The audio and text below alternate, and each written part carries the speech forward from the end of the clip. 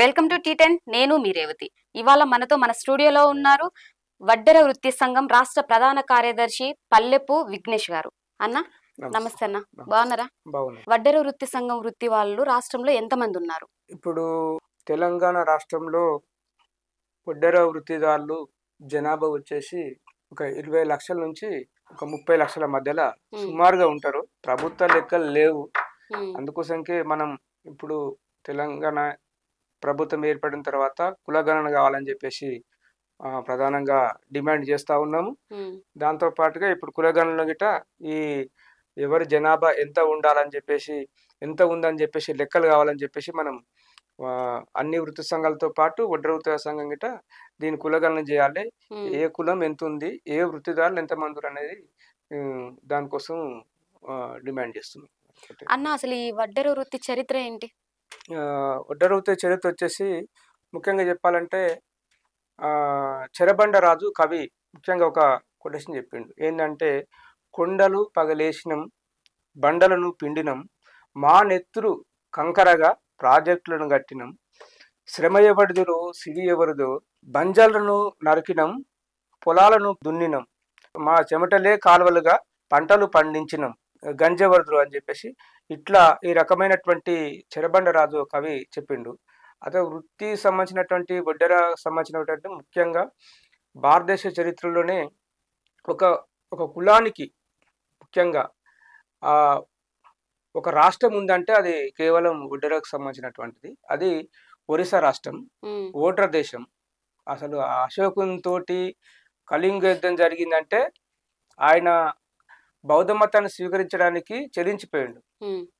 అటువంటి కళింగ యుద్ధం నుంచి అక్కడి నుంచి గజపతులతోటి అక్కడ యుద్ధం చేసిండు. అటువంటి వడ్డెర రాజులు అక్కడి నుంచి వలస వచ్చి క్రమేణా మన దగ్గర ఉదాహరణ తీసుకుంటే రాజరాజ నరేంద్రుడు కావచ్చు, ఇట్లా కొంతమంది రాజులు మన దేశంలో కానీ మన రాష్ట్రంలో ఇక్కడ పరిపాలించడం అనేది జరిగింది. దాని నుంచి క్రమేణంగా మన వడ్డెర రాజులు వీళ్ళు ఏం చేసినట్టే బావులు తవ్వడం, అదేవిధంగా బట్టి పని చేయడం, రాళ్ళు కొట్టడం, అదేవిధంగా ప్రాజెక్టులు కట్టడము, గుళ్ళు కట్టడము, రోడ్లు వేయడము, ఇటువంటివి పనులు అప్పటి నుంచి చేయడం అనేది స్టార్ట్ అయింది. అక్కడ నుంచి చరిత్ర అనేది రావడం అనేది జరిగింది. అసలు ఈ వడ్డెర వృత్తి సమస్యలు ఏంటి, ప్రధాన సమస్యలు ఏంటన్నా? వడ్డెర వృత్తి ప్రధాన సమస్యలు వచ్చేసి ముఖ్యంగా ఈరోజు మనం చూసుకుంటే, ఒకప్పుడు మన గ్రామాల్లో కానీ ఒక ఇల్లు కట్టాలంటే ఫస్ట్ ఎవరిని అడిగేది? వడ్డెర వాళ్ళని అడిగేది. మీ వడ్డెర వాళ్ళు ఏమి అసలు బునాది తీయాలి, మళ్ళా బునాదిని నింపాలి, అదేవిధంగా గనేట్ కావాలి, కంకర కావాలి, ఇటువంటి పనులు మొత్తము వడ్డెర వాళ్ళు చేస్తారు. ఇంకోటి బావులు తవ్వాలి. ముఖ్యంగా బావులు తవ్వాలంటే వడ్డెరలు కావాలి. అదేవిధంగా అప్పుడు ఈ చిన్న చిన్న బావులు ఉండేది. ఆ బావులను గిట్ట అప్పుడు నూతి బావులు అంటే తోడుకోవడం, చేదుకోవడం కానీ అటువంటి చిన్న చిన్న బావులు కానీ ఇండ్ల కాడగట్ట కానీ అటువంటివి తోడి వాటర్ కోసం కానీ, అదేవిధంగా చెరువులు కానీ, అదేవిధంగా మనకు చూసుకుంటే ఈ గనేటు, ఇటువంటి పనులు చేసుకుంటా వృత్తి ప్రధానంగా బేసిక్ చేసుకుంటా నివసిస్తున్నట్టు. అయితే ఇప్పుడు మరి వడ్డెర వృత్తి కార్మికులకు ప్రభుత్వం ఏమైనా ఉపాధి కల్పిస్తుందా? ఇప్పటి వరకు అయితే దేశానికి స్వాతంత్రం వచ్చి 75 సంవత్సరాలు అవుతుంది. ఈ 75 సంవత్సరాల కాలంలో వడ్డెరలకు పెద్దగా ప్రభుత్వం కానీ, రాష్ట్ర ప్రభుత్వం కానీ, కేంద్ర ప్రభుత్వాలు కానీ ఎలాంటి అభివృద్ధి అనేది చేయటం లేదు. ఒక రకంగా చెప్పాలంటే వీళ్ళ పట్ల, వడ్డెర వృత్తిదారుల పట్ల నిర్లక్ష్యం అనేది చూపుతుంది. వాళ్ళకు ఎలాంటి నిధులు కేటాయించకుండా, ఎలాంటి వాళ్ళు ఆర్థికంగా, సామాజికంగా అన్ని రంగాల్లో వెనుకబడి ఉన్నారు. ఈరోజు వెనుకబడిన కులం ఏదైనా ఉందంటే, వృత్తిదారులు ఎవరైనా ఉందంటే అది వడ్డెర వృత్తిదారులే. కాబట్టి ప్రభుత్వం వీళ్ళను పట్టించుకోవాలి. ఈ రకమైనటువంటి చేసినప్పుడే కొంత ఈ ప్రభుత్వాలు కానీ వీళ్ళకు అభివృద్ధి కోసం నిధులు కేటాయించాలి. ఆ నిధులు లేకపోవడం వల్ల గిట్ట వడ్డెర వృత్తిదారులు వెనుకబడి ఉన్నారు. ఆర్థికంగా వెనుకబడి ఉన్నారు, సామాజికంగా వెనుకబడి ఉన్నారు. అన్ని రంగాల్లో వెనుకబడి ఉండడానికి ప్రధాన కారణం ఈరోజు కేంద్ర రాష్ట్ర ప్రభుత్వాలు తప్పితే రెండోది లేదు. అయితే ఇప్పుడు ఈ వడ్డెర వృత్తి సమస్యల పైన అంటే మీ సంఘాలు ఏం కార్యక్రమాలు చేస్తుంది? అయితే ముఖ్యంగా వడ్డెర వృత్తిదారులు ఈరోజు మన తెలంగాణ రాష్ట్రంలో చూసుకుంటే ప్రమాదకరమైన వృత్తుల్లో పనిచేసినటువంటి వడ్డెర వృత్తిదారులు చాలా మంది పనిచేసిన సందర్భంలో ఇప్పుడు వడ్డెర వృత్తిదారులు అంటే ఈరోజు కంప్రెషన్ పనులు చేస్తున్నారు, అదేవిధంగా మట్టి పని చేస్తున్నారు, రాయి పని చేస్తున్నారు, కంకర కొడుతున్నారు. ఈ రోడ్లు వేయాలన్నా ఏది వేయాలన్నా ప్రమాదమైనటువంటి వృత్తులు ప్రధానంగా పనిచేస్తున్నారు. దాంట్లో భాగంగా చాలా మంది ఆ కాళ్ళు కానీ చేతులు కానీ అసలు ఒక రకంగా చెప్పాలంటే ప్రాణాలే పోతున్నాయి. బ్లాస్టింగ్ చేసే సందర్భంలో కావచ్చు, రాయి కొట్టే సందర్భంలో కావచ్చు, వికలాంగులుగా మారుతున్నారు. ఈ వికలాంగులు మారి ఏం చేయాలో వాళ్ళకు తెలియని పరిస్థితి ఉంది. కాబట్టి ఈ అన్ని సమస్యల పైన ముఖ్యంగా ఈరోజు గుట్టలు ఉన్నాయి. గుట్టలన్నీ మొత్తం ప్రైవేట్ వ్యక్తుల చేతిలోకి వెళ్ళిపోయినాయి, క్వారీలన్నీ ప్రైవేట్ చేతిలోకి వెళ్ళిపోయినాయి. కనీసం కాంట్రాక్ట్ పనులు గిట ఈరోజు మనం దేశంలో కానీ తెలంగాణ రాష్ట్రంలో కనుక చూసుకుంటే మనకు ఇంత ముందుకు 15% ఉండే రిజర్వేషన్ కాంట్రాక్ట్ పనులల్లా. ఈ కాంట్రాక్ట్ పనులల్లా 15% రిజర్వేషన్ ఉంటే ఆ 15% రిజర్వేషన్ లేకపోతే ఎస్సీలకు ఒక 6%, ఎస్టీలకు 3%, మిగతాది ఇంకొక 3% వడ్రోళ్లకు దాంట్లో సగరులను చేర్చారు. కాబట్టి అట్లా కాకుండా వడ్రోళ్లకు సపరేట్గా కాంట్రాక్ట్ పనిలో ఒక 30% రిజర్వేషన్ అనేది ఇవ్వాలి. దాంతో పాటు ఈ అన్ని సమస్యల పైన ఈరోజు అనేక సంఘాలు ఉన్నాయి, దాదాపుగా ఒక 15 సంఘాల దాకా ఉన్నాయి. ఈ సంఘాలన్నీ కలుపుకొని మేము ఈ సమస్యల మీద ఎక్కడికక్కడ ధర్నాలు కానీ, రాస్తారోకోలు కానీ, లేకపోతే ప్రభుత్వ అధికారులకు మెమరాండాలు ఇవ్వడం, కొన్ని ర్యాలీలు నిర్వహించడం, ధర్నాలు అట్లాంటివి మేము ప్రజెంట్ అన్ని సంఘాలతో కలుపుకొని చేయమనేది జరుగుతుంది. అయితే ఇందాక మీరు ఒక మాట అన్నారన్న, అంటే ఇప్పుడు ఈ వృత్తి చేస్తున్నప్పుడు చాలా ప్రమాదాలు జరుగుతాయి, హ్యాండిక్యాప్డ్స్ ఉన్నారు, ఇట్లా తర్వాత చాలా మందికి దెబ్బలు తాగుతాయి అని అంటున్నారు కదా. మరి ప్రభుత్వం నుంచి మీకు ఏమైనా ఎక్స్గ్రేసియా ఇస్తున్నారా? అట్లాంటిది అనేది ఇప్పుడు ప్రభుత్వం అయితే చేయట్లేదు. మనం కావాలని డిమాండ్ చేస్తున్నాము. ఎందుకంటే ప్రభుత్వము ఇప్పుడు తాటి చెట్టు ఒక గౌడ కార్మికుడు, కలిగిత కార్మికుడు చెట్టుపై నుంచి పడితే ఆయనకి ఎక్స్గ్రేసియా ఇస్తున్నారు. అన్ని రకాల స్పాట్ల ఒక 15,000 25,000 ఖర్చుల నిమిత్తము ప్రభుత్వం ఇస్తుంది. అయితే మనము మన సంఘము వచ్చిన తర్వాత బూర వెంకటేశ్వర సార్ కన్సల్ట్ అయ్యి మనం అప్రోచ్ అయితే ఇప్పుడు ఇట్లా దెబ్బలు దాకిన వాళ్ళు కానీ చనిపోయిన వాళ్ళకి బూర వెంకటేశ్వర సార్ మనకు ఎవరైతే మనం అప్రోచ్ అయినామో వాళ్ళకు 50,000 ఫెడరేషన్ నుంచి ఇవ్వడం అనేది జరిగింది. అట్లా ఇప్పుడు కొంత మన సంఘం వచ్చిన తర్వాత కొంతమందికి మనం న్యాయం చేయడం చేయగలిగినాం, అంత ముందుకు ఏమీ లేకుండే. ఇప్పుడు మీరు వడ్డెర వృత్తి సంఘం వర్గీకరణ చేయాలని పోరాటం చేస్తున్నారు కదా, మరి ఎంతవరకు వచ్చిందండి? అయితే వడ్డెరకు సంబంధించినటువంటిది మనం చూసుకుంటే చరిత్రలో 1857 అప్పుడు బ్రిటిష్ ప్రభుత్వంలో ఈ వడ్డెరలను ఏం చేశారంటే క్రిమినల్ కింద చేసిరు, క్రిమినల్ యాక్ట్ కింద. అయితే దీన్ని క్రిమినల్ యాక్ట్ ఉన్నదాన్ని 1950 స్వాతంత్రం వచ్చినాక 1950 ఆగస్టు 31 నాడు కేంద్ర ప్రభుత్వం ఏం చేసిందంటే విముక్త జాతులుగా విభజించారు, అంటే చేసింది.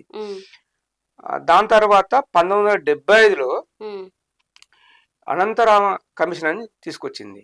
ఆ అనంతరామ కమిషన్ ఏం చెప్పిందంటే ఈ వడ్డెరలతో పాటు ఈరోజు లంబాడి, కైకాడ ఇటువంటి కులాలని వాళ్ళని ఎస్టీగా చేర్చేసింది.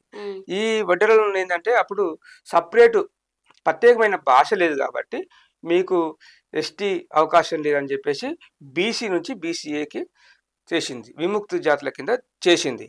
కానీ అప్పటి నుంచి ఇప్పటి వరకు అనేక సంఘాలు ఎస్టీ కావాలని కొట్లాడుతున్నాయి. కాబట్టి మనం గిట్ట మా సంఘం నుంచి గిట్ట ఖచ్చితంగా మేము ఎస్టీ కావాలని దానికి సపోర్ట్ చేస్తాం, అన్ని రకాలుగా ముందుండి ఫైట్ చేయడం అనేది గిట్ట జరుగుతుంది. అది ఇంకా మనకు ఎందుకంటే ఇప్పుడు మన వడ్డెరల గురించి మాట్లాడటానికి ఇక్కడ ఎమ్మెల్యేలు లేరు, ఎంపీలు లేరు, కేంద్ర రాష్ట్ర ప్రభుత్వాల నుంచి మనం అడగాలన్నా కనీసం మన ప్రాతినిధ్యం అనేది ఉండాలి. అట్లాంటప్పుడు రిజర్వేషన్ లేనప్పుడు మనకు ఏడికెంచి అందుకోసంకే ఖచ్చితంగా మనకు రిజర్వేషన్ కావాలి, జనాభా ప్రాతిపాదికన రిజర్వేషన్ కావాలి. ఈ జనాభా ప్రాతిపాదికన రిజర్వేషన్ వచ్చినప్పుడే ఖచ్చితంగా అవకాశాలు వస్తాయి. అవకాశాలు వచ్చినప్పుడు దీని మీద అడగడానికి, ప్రభుత్వంతో ఫైట్ చేయడానికి అవకాశం ఉంటుంది. కాబట్టి ఈ ఎస్టీ అనేది కొంత అంటే సామాజికంగా ఆర్థికంగా వెనుకబడినారు కాబట్టి దీని బేసిక్గా కొంత ఉపయోగించుకునే అవకాశం గిట్ట ఎదగడానికి అవకాశం అనేది ఉంది ఎస్టీ అయితే. అయితే అన్న ఇప్పుడు మరి ఇంతకుముందు అంటే వడ్డెర వృత్తి ఇంతకుముందు ఎట్లా ఉంది, ఇప్పుడు ఇప్పుడు ఎట్లా ఉంది? ఇంతకుముందు కంటే ఇప్పుడు వడ్డెర వృత్తి అనేది ఇంతకుముందుకేమో ఓన్లీ గ్రామాలకు కానీ ఎక్కడ వలసలు పోయేవాళ్ళు, ఎక్కడ పని ఉంటే అక్కడ వలసలు పోయేవాళ్ళు.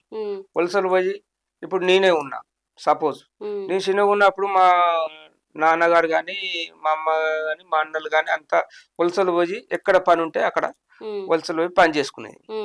కానీ ఇప్పుడు సమాజ మార్పు చెందుతున్న కొద్దీ, ఈ సమాజం మార్పు చెందిన కొద్ది ఏంటంటే ప్రపంచీకరణ ఇవన్నీ వచ్చిన తర్వాత యంత్రాలు వచ్చినాయి.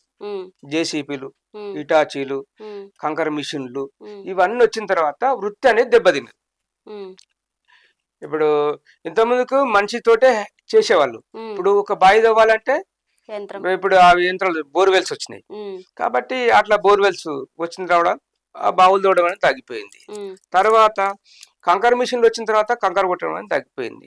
అంటే ఒక రకంగా చెప్పాలంటే గ్లోబలైజేషన్ లో భాగంగా, ప్రపంచీకరణలో భాగంగా ఈ యంత్రాలు రావడం వల్ల వడ్డెర వృత్తి అనేది చాలా మటుకు దెబ్బతిన్నది, వాళ్ళ వృత్తికి ప్రమాదంగా ఏర్పడ్డది.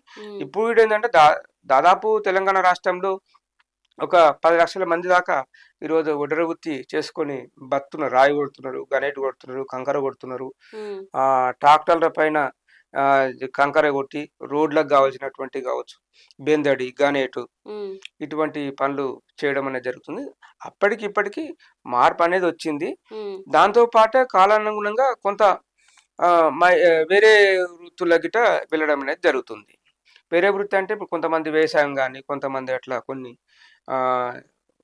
కొంత ఇప్పుడు కొంత చదువుకుంటున్నారు. ఒకప్పుడు అంటే చదివే లేదు, ఇప్పుడు కొంత చదువు వచ్చింది కాబట్టి కొంత టెక్నాలజీ పెంచుకొని కొన్ని వేరే రంగాలకు అట్లా వెళ్ళడం అనేది జరుగుతుంది.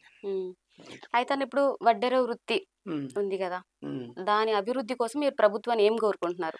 వడ్డెర వృత్తి అభివృద్ధి కోసం అంటే ముఖ్యంగా ఈరోజు మన తెలంగాణ రాష్ట్రంలో కనుక చూసుకుంటే ఈరోజు గుట్టలు మొత్తం, క్వారీలు మొత్తం ప్రైవేటు వ్యక్తుల్లోకి వెళ్తున్నాయి. ఈ ప్రైవేటు వ్యక్తుల్లోకి వెళ్ళిన తర్వాత వీళ్ళ వృత్తికి ప్రధానమైన వృత్తే గుట్టలు, కొండలు. ఇందాక చెప్పినాం, మనం ఫస్ట్ స్టార్టింగ్ లో చెప్పినాం కొండలు పగలేసినాం అని చెప్పేసి.